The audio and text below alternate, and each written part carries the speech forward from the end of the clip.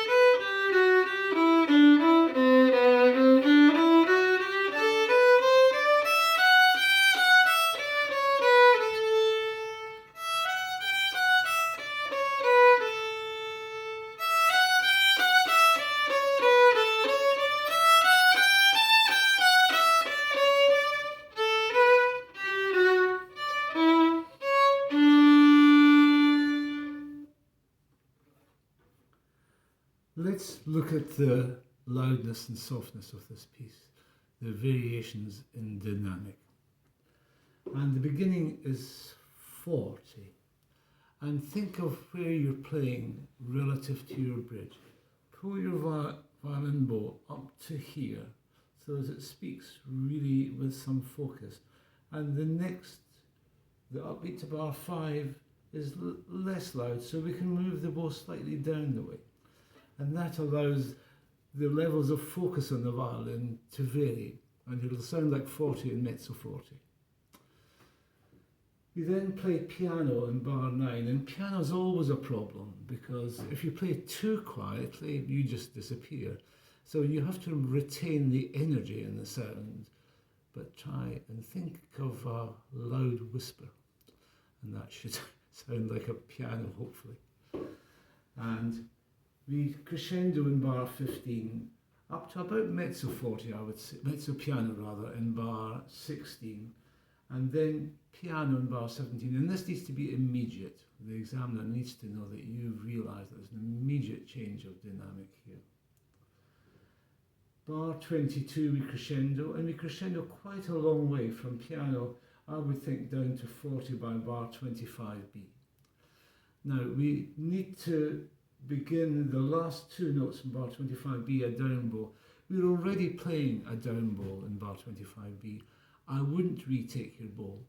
Don't use too much bow on the first note, and just stop the bow and keep the bow moving in the same direction. So there won't be too big a gap between the two things.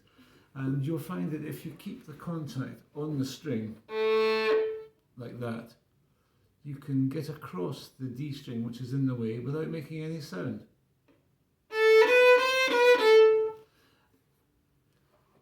Now, the upbeat to bar 28 is mezzo forte, a little bit less, just relax a bit. The two notes going into bar 28 and bar 29 are fortissimo. Now, normally we don't grip our bow too strongly, but I would suggest these two notes really get a grip of your bow and the violin will sound louder. Mezzo forte, the upbeat into bar 31. Then piano again in bar 32, retaining the energy in the sound. The upbeat to bar 36 is mezzo forte, and this is a higher register, so it makes it easier to play it a little bit louder. Again, bar 39, the last two notes, get a hold of your bow with your fingers and really punch out the last two notes in that bar. Bar number 41, we have mezzo forte, and we're playing on two strings now.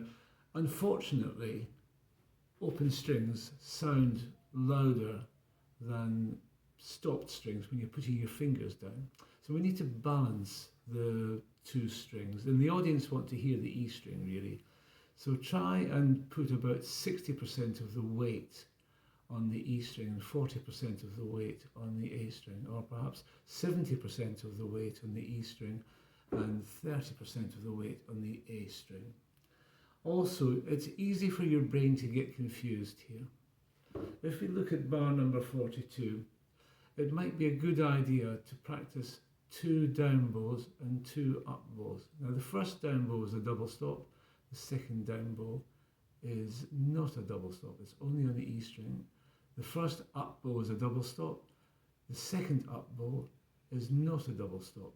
And once you've practiced it as two downs and two ups, you will find it easier to make it a slur and accurately locate the strings. Fortissimo, the last two notes in bar 43. The upbeat to bar 46 is mezzo forte, the two notes there. And we crescendo up to bar 49 from bar 47. And we're going along quite nicely. Now we have a problem because bar 49 should really be about 40. We're going from mezzo forte with a crescendo. What do we do in bar 52? It's 40. So how do we make a difference? Well, I don't think we really can, but we can lengthen the first note of bar 52, lean on it, and that makes it sound as though we're playing it a little bit louder. It's a little bit of a trick for the examiner, so that the examiner will think that, oh yes, you've noticed that it's loud. Okay, and then the upbeat to bar 60 is piano. Again, try and keep the energy in the sound. Upbeat to bar 64, mezzo forte, and 2 bars crescendo from 71 to 73. Now, if we look back at bar 16, the equivalent bar to bar 73 is mezzo piano, but now we're mezzo forte. Try and make a difference. The examiner might just notice that. And then bar 74 is piano again.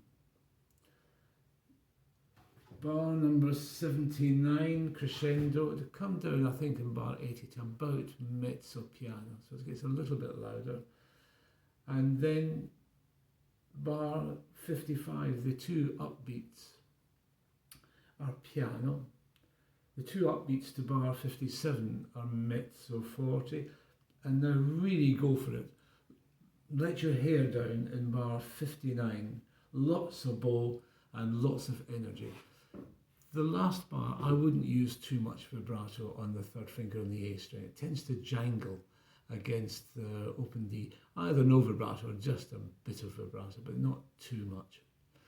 Now, if we look at 1 or 2 technical problems in this piece, bar 9, it's quite difficult to find the last note, the 4th finger on the A string, in time for younger players or less experienced players. You can practice the last 2 notes as double stops, so that would be a 3rd finger on the D string, a 4th finger on the A string, and play them together. That will help you to find the 4th finger on time. Be wary of only playing it on 1 bow. You need to use 2 bows, otherwise your bowing will be upside down, and that will make the piece even more difficult. Now, this is just for practice. In the performance, hopefully, if you're very lucky, both fingers will go down on time, and that should help the performance. Also, one small detail, in bar number 20 there's an accent. Try and play that. Make the examiner realise that you've really paid attention to the details. And also, lots of these passages are scale-like passages, going up and going down. It's very easy for this music to sound mechanical. Perhaps think of the scales going up as getting a bit louder, a bit more exciting, and the scales going down, just relax a bit. And that way the music should sound a little bit more interesting, and the examiner will appreciate that. Okay, I'll play it with the piano now.